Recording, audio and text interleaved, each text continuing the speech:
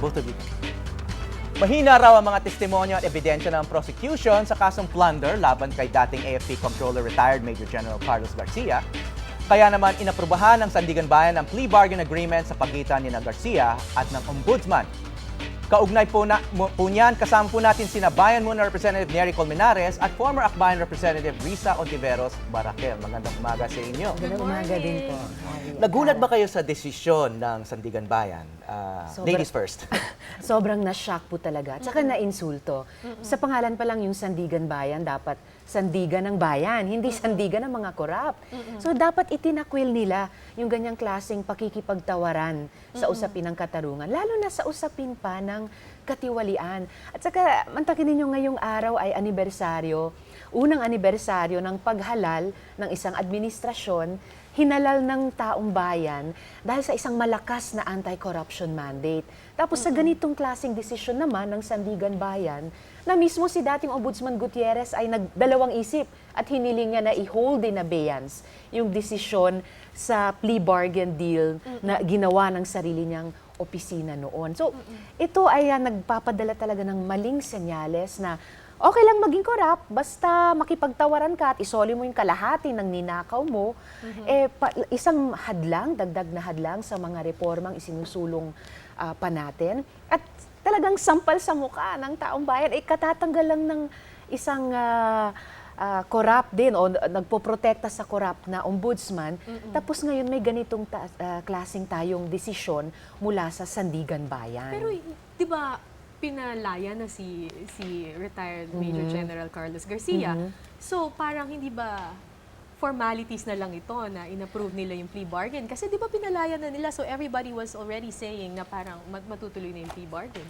Pero kahit siguro ang Sandigan Bayan, bilang nga dapat ay Sandigan ng Bayan, ay pwedeng magsabing, teka muna, mali yung pag-handle sa kasong iyan. Usapin niya ng plunder at kahit yung ibinulsa pa rin niyang pera, hindi isinoli sa pamahalaan, ay malaki ang halaga kaysa sa itinatakda ng batas na pwedeng halaga sa kaso ng plunder, yung 50. Congressman, di ba expected naman tong decision na to? Actually, nasabi ko na dati, bagamat sinasabi ng Sandigan Bayan na hindi pa approve, essentially approved na yun kasi pinalaya na nila si General Garcia. Pero nagulat ako doon sa implikasyon at sa timing ng desisyon. Yung implication, yun nga, ang message talaga pag magnakaw ka, huwag ka magnakaw ng 300 pesos. Magnakaw ka ng 300 million para pwede ka mag-plea bargain. Pangalawa yung timing. Nabanggit na ni Ombudsman Gutierrez noon, sinabi niya sa Kongreso na i-review niya yung plea bargain at ang kaso mismo. Well, hindi niya ginawa possibly, halimbawa, press statement lang pala yung sinabi ni Ombudsman Gutierrez, dapat pa rin ang Sandigan Bayan muna naghintay sa bagong ombudsman bago magdesisyon dito. Kasi grabe implication ng kasong ito. Hindi ito basta-basta. So para sa akin, doon ako nagulat. Bakit nila nilabas ngayon na hindi pa man lang nakaupo yung bagong ombudsman para i-review? And secondly, yung message itself ng desisyon. Pero ang sinasabi ng Sandigan Bayan, mahina yung kaso. At kung ipagpapatuloy daw yung kaso, maakwit lang naman daw si Garcia. Malakas ang ebidensya kay General Garcia. The fact that he returned 130 million pesos, ibig sabihin, he has proven already na he amassed that kind of wealth. Kung may problema ang ombudsman sa pag-imbestiga, kung hindi seryoso ang ombudsman sa pag-imbestiga dati, the more na hindi dapat inaprubahan ng Sandigan Bayan ang plea bargain agreement kasi questionable yung integrity ng prosecution. In the first place, bago pa nag-cobble together ng plea bargain agreement sa ilalim ni dating Ombudsman Gutierrez, ang statement ng office niya mismo ay malakas ang ebidensya at talagang nabunyag sa Senate Blue Ribbon Committee hearings kung gaano ka-lopsided yung mga transaksyon na in-oversee ni General Carlos Garcia. Kaya't may sisingilin talaga dapat sa kanya ang taong bayan. Kung hindi yan ginawa ng Office of the Ombudsman sa ilalim ni dating Ombudsman Gutierrez, dapat ang nagbabantay para dyan ay yung Sandigan Bayan. Hindi itong ituturing nila ng ating judiciary ay parang karaniwang palengke na pwedeng makipagtawaran sa hustisya na parang yan ay galunggong o bigas lamang. So where do we go from here? Well, sa panig namin sa Partidong Akbayan, pinag-aaralan namin maghain ng mga kaso laban sa mga nagkasala at nagkulang na mga justices. Ang pinag-aaralan namin ay sila ay naging guilty sa paglabas ng isang maling interlocutory Against the order justices. against the justices of the Sandigan Bayan. Parang lumabas kasi dito sa kanilang desisyon ay may ilang mga tiwaling justices kasama ng mga masasamang elemento sa ombudsman na in effect nakipagsabuatan para sabihin na okay lang mag-plea bargain deal. Hindi yan sa tingin ko ang hinihiling ng taong bayan sa tuloy-tuloy na pagkilos laban sa katiwalian. Pero itong si General Garcia, hindi na actually, mahahabol ito. Sabi ng dyaryo, sa media ngayon, may sentencing pa si General Garcia. Under the law, itong direct bribery, ang punishment nito is from 6 to 12 years. So, 6 years na ang na-serve niya, pwede pang i-sentence ng Sandigan Bayan dapat siya.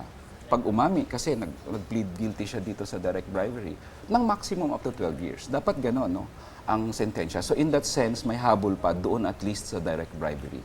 Pero ang bola Pero plunder, wala na. ang plunder kasi inano na nawala na yung hindi na pwede. Kaya ang bola talaga ngayon nasa kay Presidente Aquino at sa bagong ombudsman na dapat nila is file as a Solgen sa Korte Suprema ang isang certiorari to reverse the decision on the plea bargain agreement. Sa kilusan laban sa korupsyon, gaano kahalaga itong kasong to? Ano ba yung bigger picture dito? Napakahalaga talaga ng kasong ito. Plunder na isinagawa sa ilalim ng nakarang administrasyon ni dating Pangulong Gloria Macapagal Arroyo. Kaya't kahit isipin ni General Garcia na absuelto na siya sa usapin ng plunder, yung isang paraan na pwede pa rin, kahit indirectly, na habulin yung isyong iyan, ay kahit na nga nagbitiw na sa tungkulin si dating Ombudsman Gutierrez, ituloy pa rin namin, ang akbayan ay bahagi ng Oust Mercy Gutierrez o OMG, ituloy pa rin namin yung ipinaplanong mga popular education campaigns na ipaalam sa publiko ano-ano ang mga naging laman o laman ng mga articles of impeachment. Dahil yung isa doon, yung pang-anim, yung dismal performance at low conviction rate, doon ipapasok dapat ng mga prosecutors yung usapin ng plea bargain deals. Pinakamarami plea bargain deal sa Office of the Ombudsman sa ilalim ng watch ni dating Ombudsman Gutierrez at pinakatalamak na itong naging plea bargain deal kay General Carlos Garcia. Bilang bahagi na rin ng paglalatag namin ng groundwork para maghain ng mga karampatang kaso ng katiwalian at pang-aabuso sa kapangyarihan kay dating Pangulong Gloria Macapagal Arroyo. Very important yung kaso na to. Sa tingin naman namin sa bayan muna, importanteng ang message dito ay makorek. Talagang ibig sabihin lang ng desisyon na to, pag magnakaw ka ng 300 pesos, mahirap kang tao, pwede kang makulong. Magnakaw ka ng 300 million, powerful general ka. Ibalik mo Pwede lang kang magbalik tapos you get away with it, no? Pero na-detain na si but General that's- Garcia ng 6 years, di But ba? that's not the penalty warranted by his crime. I mean, if you're going to detain a person for 6 years for stealing 330 million pesos, where's justice there? Ang halaga pala talaga nito is not only because of General Garcia, but this is again another indictment of our justice system. Justice system ang nakasalang dito Kasi paano magtitiwala ang tao na ganito ang impunity sa bansa? One of the main problems, sa tingin ng bayan muna, impunity ang problem sa bansa ngayon when people commit crimes and get away with it.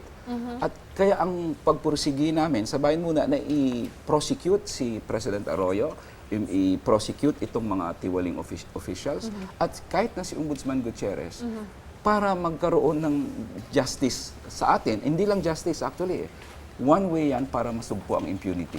So that people can no longer say na, I'll try to do this, I'll try to steal 100 million and get away with it.